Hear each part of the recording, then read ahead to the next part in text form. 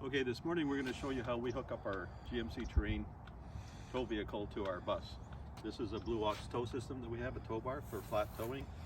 We have these pins that go into the base plate. First we insert these. They just click in and lock in place. We have one for each side. So once they're in, we have these pins. We take them out. And then the base plate is hinged here for storage, but normally it would be into this position. And these arms connect onto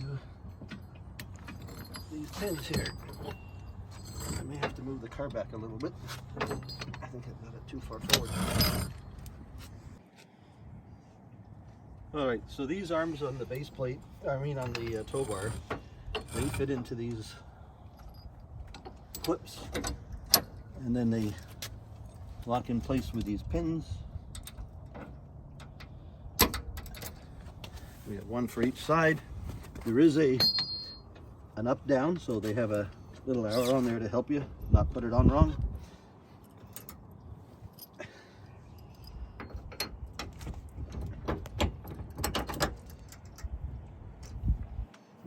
These little pins lock in place. Right, so that's it for the mechanical part, and then we have a bunch of cables that go with it.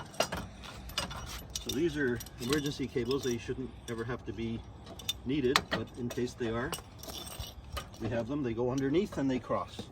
So the one that's on the one side of the bus crosses over to the opposite side of the car, like so, and they click into place. So they're nice and safe. These ones are good because they're coiled so they don't drag on the ground. Then we have these other two cables. This one is for the lights, so it goes on to the bus here.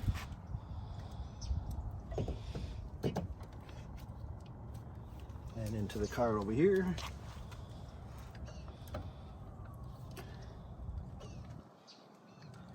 They latch in. This one is the breakaway cable. This is attached to the automatic braking system. I'll show you later. And it connects to this pin, this plunger. If that should ever pull out, because the whole hitch system has failed and broken away from the car, that'll pull the pin out. That'll put the brakes on the car and stop it in its place.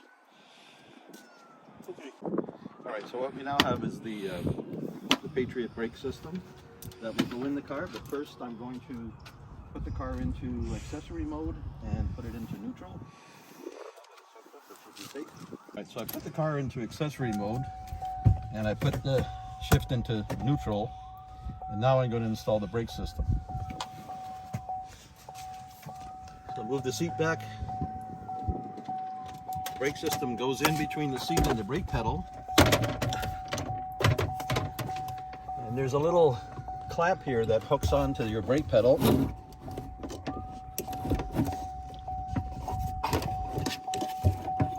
This thing just sits here, a plug for your cigarette lighter.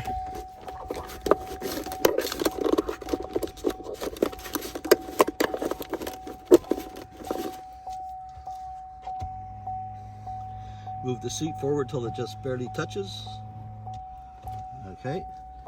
There's another little cable here that comes from that breakaway cable I showed you, and it plugs into the brake so that if there ever was a catastrophe and it broke away, it would turn this on. We then turn the brake system on, goes through a little self-check. And what it will do then is go into a setup mode.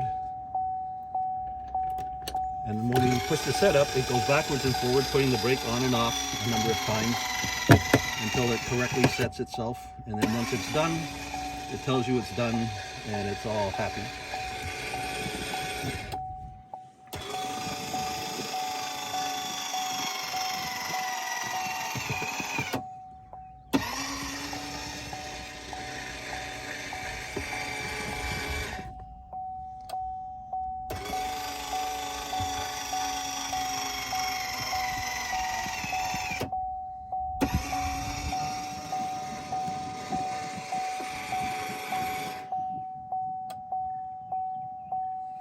Okay, so now it's ready.